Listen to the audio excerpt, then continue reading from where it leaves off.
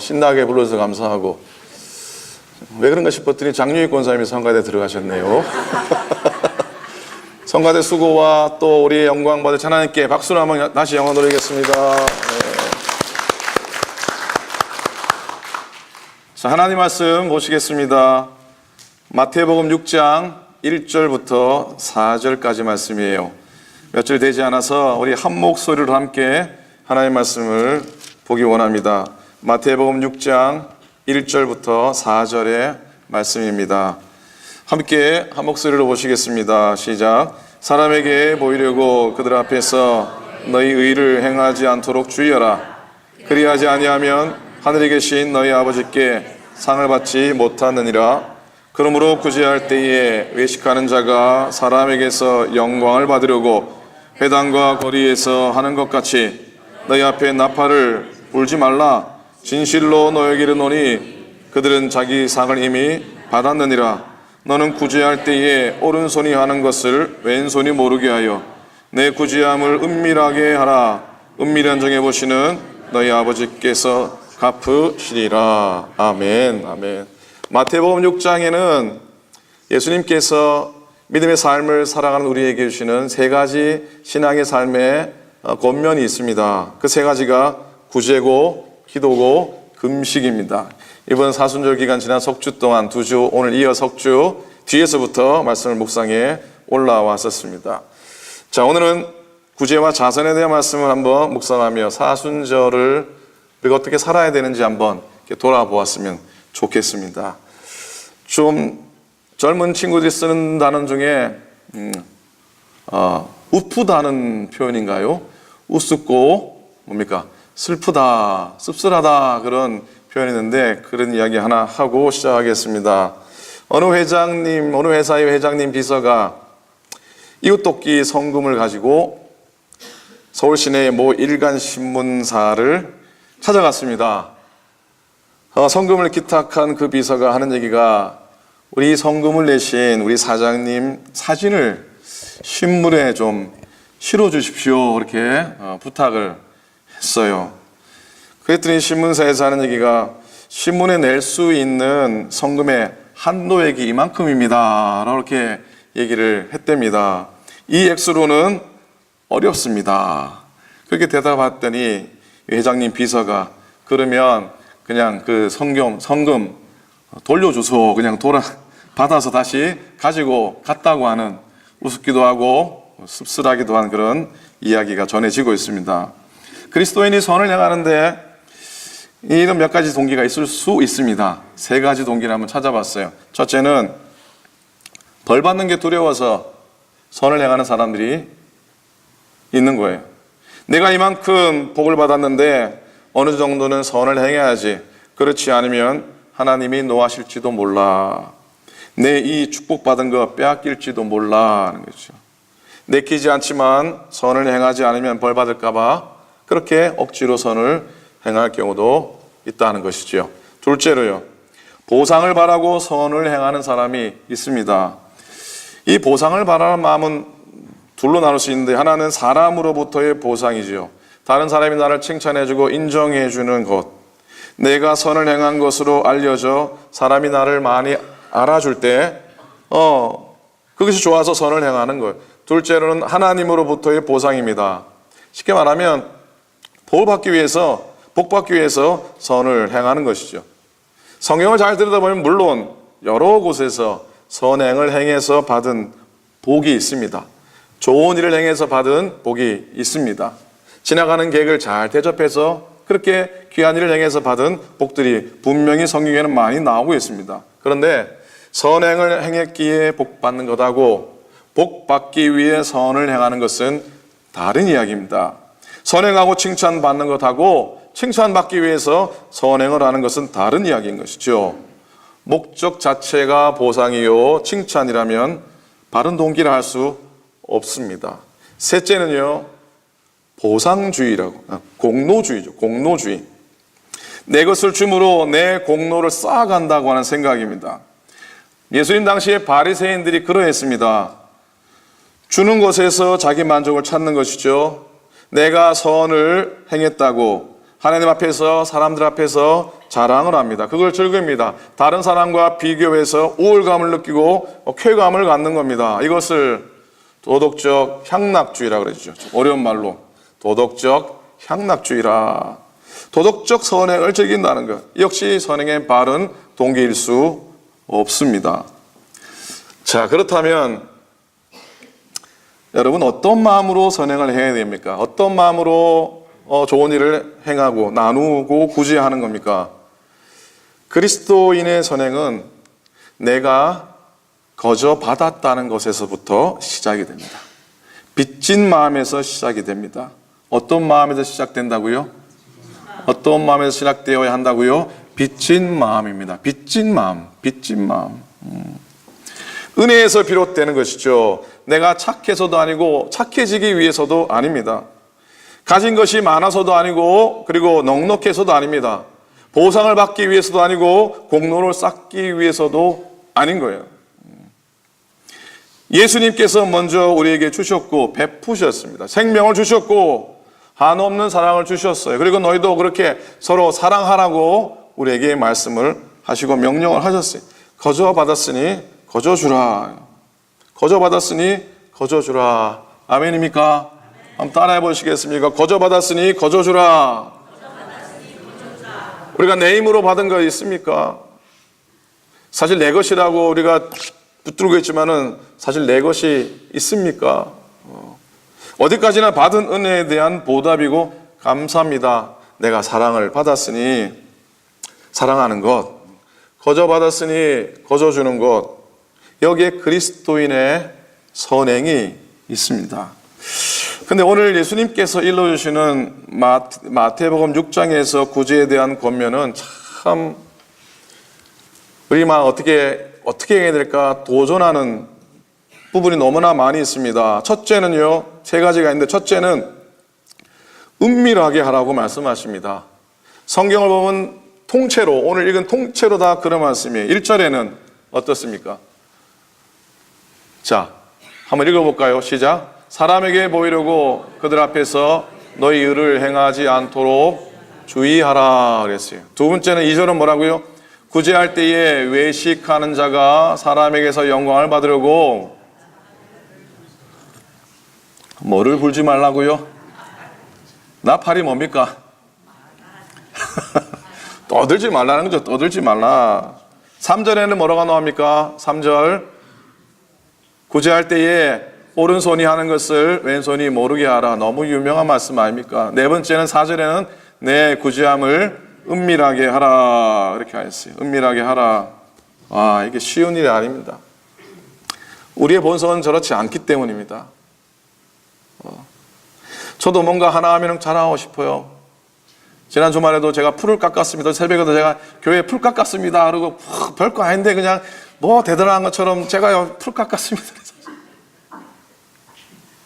목사가, 죄송합니다. 목회자가 이런데 뭐 우리는 다 그래요. 그게 본능이에요. 근데 예수님은 선행을 행하는 첫째 원리로 은밀하게 하라고 교훈을 하십니다. 사랑은 좀 은밀해야 되듯이 그와 나만 아는 것. 그래서 그분과 나만 아는 그런 선행. 사랑은 비밀스러운 것이 있어야 하는 거죠. 은근하게 쌓이고 그렇게 쌓인 것이 나중에 충만하게 될 때 진정 하나님의 사랑으로 드러나게 되는 줄로 믿습니다. 선한 사마리아 이야기를 너무나 잘합니다. 근데 선한 사마리아의 이야기를 어느 분이 바꿔서 적었는데 장소를 바꿨습니다. 어디를 바꿨다고요? 장소를 바꿨습니다. 이 강도 만난 사람이 어디로 가다가 강도를 만나죠? 여리고로 가는 험한 길에서 강도를 만났는데 그걸 바꿨어요. 강도 만난 장소가 여리고 험한 길 인적한 곳이 아니라 예루살렘 도시 한복판에 인도에서 강도 만난 사람이 있으면은 어떻게 될 것인가? 자, 예루살렘 대로에 한 사람이 강도 만나서 쓰러져 있다면 레위인과 제사장들이 그냥 지나갔겠습니까? 그냥 지나갔겠습니까? 안 지나가죠. 어떻게 했겠어요? 아마 서로 돌보겠다고 둘이 싸운지도 모르겠습니다. 내가 돌보겠다고 가시라고 내가 하겠다고 그렇게 했을지도 모릅니다. 자, 무슨 의미입니까? 무슨 말씀입니까? 결국 도와주지 않을 때 선행하기가 어렵다는 것. 이게 사람의 본성이기도 하고 주님은 그러한 우리의 본성에 대해 한마디 하십니다. 뭐라고 하십니까? 저희는 자기 상을 이미 받았느니라. 이 땅에서 받는 것도 좋습니다 하고 그렇게 해도 되겠습니다만 이 땅에서 받을 것만 우리의 것이 아니잖아요. 하늘에서 받을 상이 우리에게 더 귀하니 주님이 저는 이미 상을 이미 받았다. 이게 칭찬이 아닌 것이죠. 사람의 칭찬을 기대하면서 사람으로부터 그것을 얻는다면 이미 너는 받을 걸 다 받았고 나와는 상관이 없다고 하시는 말씀으로 받게 됩니다. 은밀한 중에 이루는 아름다운 선행을 배워야 할 줄로 믿습니다. 물론 선행의 칭찬 듣고 그 선행을 통해 존경함 받는 건 마땅합니다. 마땅합니다. 그게 결코 쉬운 일이 아니기 때문입니다. 그러나 존경과 칭찬은 결과적으로 따르는 것이고 동기나 목적이 될 수 없음을 주님은 우리에게 너무나 분명히 가르쳐주고 있습니다. 왜 1절부터 4절까지 매 절마다 이런 걸 주님이 말씀하셨을까? 왜 그러냐면 유대인들이 그렇게 하지 않았기 때문에요. 유대인들이 너무나 그렇게 살지 않았기 때문에 주님은 1절에서도 2절에서도 3절에서도 4절에서도 구제의 전체 내용이 은밀하게 좀 해라. 은밀하게 좀 해라. 그렇게 티가 나야 되겠니? 하시는 우리에게 도전하시는 말씀으로 받게 됩니다. 자, 그리스도인의 선행은 받은 사람은 물론 베푼 사람도 몰라야 하는 것. 내가 누구에게 베풀었다고 하는 그런 의식마저도 없어야 된다고 하는 것. 이런 것이죠. 내가 저 사람을 도와주었다는 것을 기억하고 있으면은 내가 저희를 참 어렵지만 도와주었다. 그걸 너무나 마음속에 기억하고 있으면 언젠가는 내가 저희를 저렇게 도와주었는데 저희는 왜 내게 이렇게 나올까? 왜 사람이 저럴까? 그런 마음을 우리가 가지고 섭섭해할 수 있다고 하는 것이죠. 그래서 깨끗이 잊어야 합니다. 어떻게 해야 된다고요? 깨끗이 잊어야 합니다. 한번 따라해 보시겠습니다. 깨끗이 잊자. 줘버리고 잊어버리자. 줘버리고 잊어버렸으면 좋겠어요.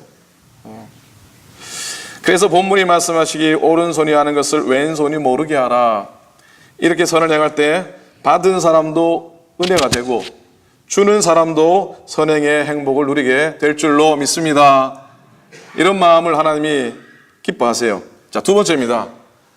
아버지께서 보신다는 것. 4절이죠. 4절 한번 다 같이 읽었으면 좋겠습니다. 시작. 내 구제함을 은밀하게 하라. 은밀한 중에 보시는 너희 아버지께서 갚으시리라 그랬어요. 누가 보신다고요? 누가 보신다고요? 아버지예요. 여기 힌트를 얻었는지 한국의 어느 중학교에 가면은 중학교마다 급훈이 있습니다. 그렇죠? 그 반에 급훈이 있는데 어느 중학교 급훈이 앞에 딱 붙어 있었는데 뭐라고 붙어 있었는지 아십니까? 한번 따라 하시겠습니까? 엄마가 보고 있다. 엄마가 보고 있다. 이게 급훈이에요. 아이고, 전사님 너무 일찍 들어오셨네. 자, 급훈이에요, 급훈. 엄마가 보고 있다. 자, 아버지가 보신다는 거예요. 본다라는 말은 헬라어로 안다라는 말과 똑같은 거예요. 하나님이 보신다고 하는 건 하나님께서 아신다는 거예요. 하나님이 아신다는 것만큼 참 위로가 되는 말씀도 없는데 사람이야 무엇이라든지 남들이야 뭐라든지 하나님께서 아시니까 그게 위로가 되고 내게는 아무런 꺼리낄 것이 없다는 것이죠. 근데 여러분, 하나님이 아신다고 할 때 두 가지 반응이 있습니다. 첫째는요, 그 말에 큰 위로를 받는 사람이 있어요. 그이는 어떤 사람이냐면 하나님만 아시는 선행이기 때문이에요. 하나님만 아시는 귀한 일을 간직하고 있기 때문이에요. 누가 뭐라 하든지 하나님은 아신다. 살아갈 힘이 되는 거예요. 살아갈 복이 됩니다. 그때 어떤 사람은 그런데 하나님이 아신다고 할 때 두려운 마음을 가진 사람이 있습니다. 어떤 사람입니까? 하나님 앞에 내놓을 수 없는, 하나님 앞에 내놓을 수 없는 거짓되고 부끄러움 있는 사람은 하나님이 아신다는 말 앞에서 굉장히 두려움만 갖게 되는 것이죠. 여러분, 사람들이 어떻게 보느냐? 물론 중요합니다. 그러나 그보다 더 중요한 것이 있다는 것. 하나님이 어떻게 보시느냐? 신심, 신앙심이라는 건 사람에게 보이기 위한 게 아니라 하나님의 뜻에 맞추는 것입니다. 하나님의 뜻에 맞추는 것입니다. 세 번째 가르침은 예수님께서 마지막에 너희 아버지께서 갚으시겠다 그랬습니다. 4절에 제일 끝이죠. 한번 따라해 보시겠습니까? 너희 아버지께서 갚으시리라. 누가 갚으신다고요? 아버지가 갚으신다고 했어요. 아들이 아버지를 섬길 때 아버지의 재산을 탐해서 효도하는 것처럼 한다면 이게 별로 좋지 않습니다. 그러나 아버지를 잘 중심으로 기쁘게 하고 섬기면은 아버지는 그 아들에게 주고 싶은 거예요. 하나님도 똑같은 겁니다. 똑같은 거예요. 우리가 우리 삶의 보람을 어디 찾습니까? 움켜쥐려고 하다 보니까 삶이 고단하고 피곤해지기까지 합니다. 삶의 의미와 기쁨을 내려놓고 그것 붙들기 급급하지요. 하나님께 받은 바 은혜를 생각하면서 선을 행해 보십시오. 손을 펴시기 바랍니다. 풀어내시기 바랍니다. 아무도 모르게 은밀한 가운데 선을 행할 때 삶의 기쁨과 보람과 은총을 누리게 될 줄로 믿습니다. 사람의 칭찬과 비난에 연연할 것 없이 하나님만 아시면 족합니다. 하나님이 보시는 것, 그것으로 감사합니다. 그럴 때 내게 새로운 은혜, 새로운 은총을 우리에게 베풀어 주십니다. 내 때에 받을 것 없으면 내 후대에 자손대대의 복을 이어가게 될 줄 믿습니다. 은밀한 가운데 선을 행하시고 은밀한 가운데 내리신 하나님의 은총 우리가 누렸으면 좋겠어요. 사순절은 속죄와 회개함의 시간들입니다. 주님의 순환과 주님의 고난을 그저 마음속에만 담고 지낼 것은 아니라는 것이죠. 그분의 모범에 주님의 모범을 우리의 모델로 삼고 그렇게 한번 살아내는 시간이 사순절이기도 합니다. 사순절이 남에게 인정받기 위한 모습이 아니라 하나님께 인정받기 위해서 정말로 노력하고 애쓰므로 그 가운데 누리는 은총을 받아 누렸으면 참 좋겠습니다. 1960년대 하버드대 켄트 케이스라고 하는 학생이 있었습니다. 꽤 오래전이긴 합니다. 그가 이 세상을 바라보면서 야, 세상이 참 미쳐 돌아간다. 사람이 변하면 더 나은 세상을 만들 수 있을 텐데 하면서 그의 삶의 인생의 지침으로 적어낸 글이 있는데 역설의 진리라고 하는 이름을 붙인 유명한 글이 있습니다. 그는 이 글을 쓰긴 했지만은 의외로 이 글이 유명하게 된 이유는 인도에서 캘커타에서 어린이집 슈스 브라반 벽에 테레사 수녀가 이분의 글을 게시한 이유로 유명해졌습니다. 거기에는 작자 미상으로 적혀 있는데 여러분도 아마 다 들어보셨을 법한 그런 글입니다. 마지막으로 한번 같이 다 함께 읽었으면 좋겠습니다. 같이 읽겠습니다. 시작. 당신이 착한 일을 하면 사람들은 다른 속셈이 있을 거라고 의심할 것이다. 그래도 착한 일을 하라. 정직하고 솔직하면 공격당하기 쉽다. 그래도 정직하고 솔직해져라. 세상은 결국 힘 있는 사람 편에 선다. 그래도 소수의 약자를 위해 분투하라. 공들여 쌓은 탑이 하루아침에 무너질 수 있다. 그래도 탑을 쌓아라. 물에 빠진 사람을 구해주면 보따리 내놓으라고 덤빌 수도 있다. 그래도 도움이 필요한 사람을 도우라. 젖먹던 힘까지 다해 헌신해도 칭찬을 듣기는커녕 경을 칠 수도 있다. 그래도 헌신하라. 사람들은 논리적이지도 않고 이성적이지도 않다. 게다가 자기 중심적이다. 그래도 사랑하라. 그래도 사랑하라. 아멘입니까? 우리의 주어진 삶의 여건이 어떠하든지 하나님의 나를 아름답게 만드시려고 하는 하나님의 선한 뜻이 있습니다. 그거 의지하고 섰으면 좋겠습니다. 좀 아프십니까? 괜찮습니다. 사순절기입니다. 사순절기는 오히려 아픈 시간입니다. 그 아픔을 통해서 주님의 십자가의 고속의 은혜를 한 번 더 내가 겪어 보는 것이지요. 우리의 삶에 하나님의 은혜와 십자가의 사랑, 그 모든 은혜가 우리의 삶과 행실 가운데 나타나고 기도와 금식과 구주를 통해서 구체적으로 우리 삶 속에 실현되는, 그래서 부활의 은혜가 내게 더 감격스럽고 준비하는 만큼 부활의 감격이 내게 복되게 넘쳐날 줄로 믿습니다. 그런 은혜가, 그런 은총이 오늘 이 자리에 머문 모든 믿음의 백성들 여러분 가운데 가득하시기를 우리 주님의 이름으로 간절히 축원을 드립니다. 아멘입니까? 아멘. 기도하겠습니다.